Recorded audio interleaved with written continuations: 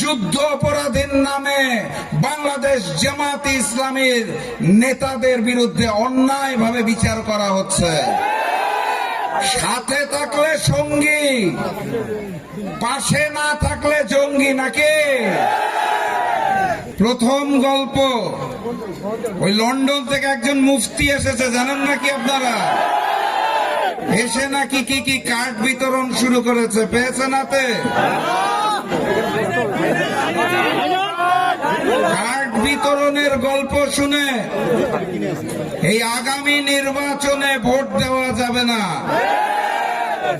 এক আমলে শুনেছিলাম 10 টাকায় চাল পাওয়া যাবে, চাল পেয়েছিলেন? এই দফাতেও হাতে কোনো কার্ড এসে পৌঁছাবে না। কার্ড যদি পৌঁছায়ও, সেই কার্ড হাতে নেওয়ার জন্য কত টাকা বা নতুন করে চাঁদা দিতে হবে সেইটা তো বলেন না।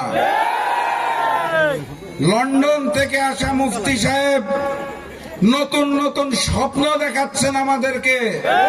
উনি বলতে চান আই হ্যাভ আ প্ল্যান, আমার নাকি পরিকল্পনা আছে।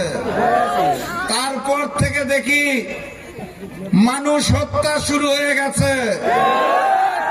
পরিবারের মা বোনদের সম্মান দিয়ে কার্ড দেওয়ার কথা বলে ওই নতুন জালেম বিএনপি বাংলাদেশের বিভিন্ন জায়গায় আমার মা এবং বোনদের গায়ে হাত দিচ্ছে।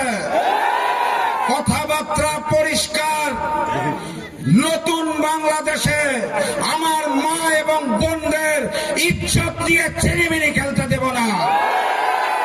সংগ্রামী সাথী এবং বন্ধুগণ, আপনাদের এই অঞ্চলে একজন প্রার্থী আছেন, নাম করা প্রার্থী, বর্ষিয়ান নেতা মির্জা ফখরুল ইসলাম আলমগীর।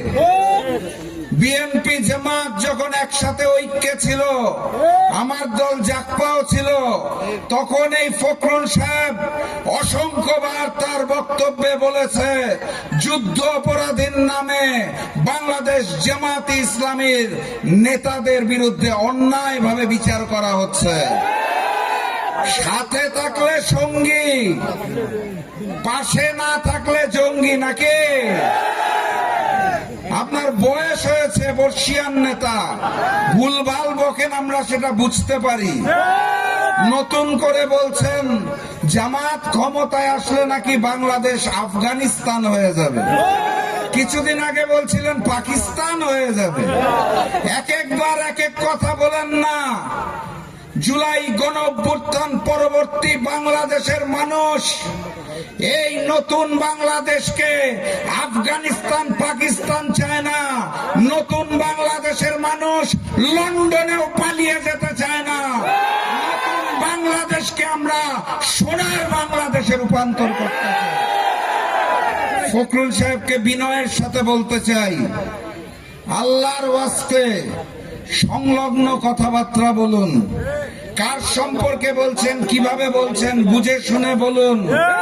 আমি বলি না, দুষ্টু মানুষেরা বলে পর্যাপ্ত বয়স হওয়ার পরেও ফখরুল সাহেব নাকি মুক্তিযুদ্ধে অংশগ্রহণ করে নাই। দুষ্টু লোকেরা এও বলে ফখরুল সাহেবের পিতা নাকি ওই সময়ের বিখ্যাত রাজাকার ছিলেন। কার মুখে কি শুনি? সংগ্রামী সাথী এবং বন্ধুগণ,